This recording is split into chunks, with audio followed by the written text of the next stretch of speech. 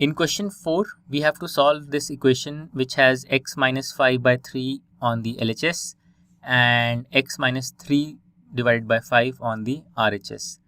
Now to simplify this equation, what we can do is we have these denominators 3 and 5 and we have these fractional terms on both the LHS and the RHS. Let's get rid of these terms in the denominator by multiplying both sides of the equation by a suitable multiplier. What multiplier can we take? Well, we have 3 on the LHS and we have 5 on the RHS, and the LCM of 3 and 5 is 15. So let's multiply both sides of the equation by 15. Okay, so this is going to be our first step in this question, multiplying both sides of the equation by 15. So our original LHS is x minus 5 divided by 3. Our original RHS is x minus 3 divided by 5. And now we are going to multiply both of these by 15. So 15 times this is equal to 15 times this on the RHS. Now we will see that this will kind of simplify the equation. So 15 by 3 is 5. So on the LHS we get 5 times x minus 5, and on the RHS we have 15 divided by 5, that's 3. So we get 3 times x minus 3. Okay, now let's expand the products on both sides.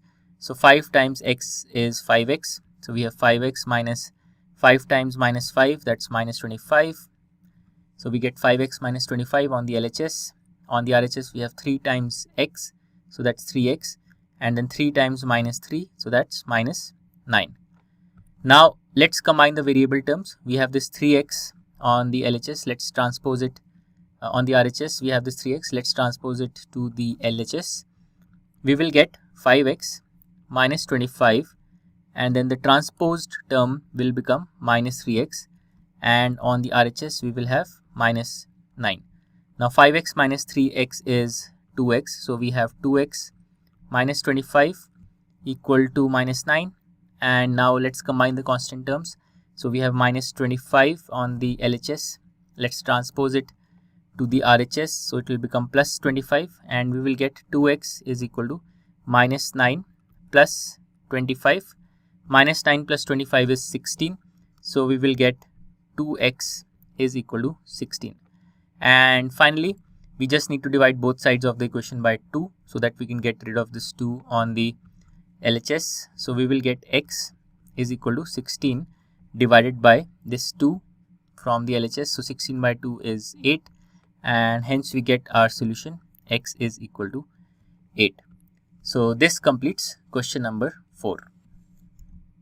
To learn more about how Cuemath can help you crack school and board exams, explore Cuemath Leap, a live online classroom program run by highly experienced and committed teachers.